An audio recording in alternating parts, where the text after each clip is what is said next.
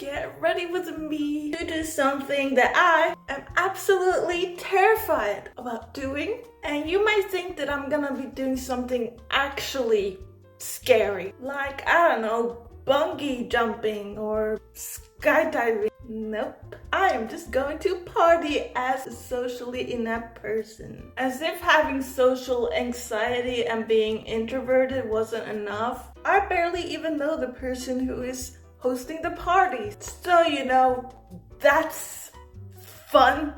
I don't know if I shook hard enough. It's ow, my neck.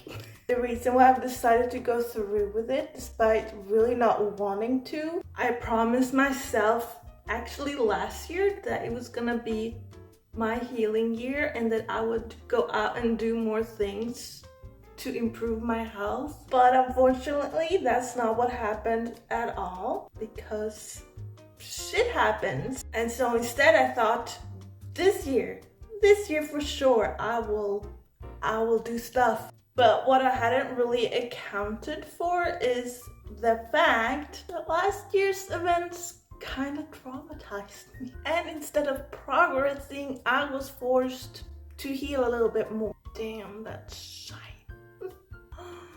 This eye.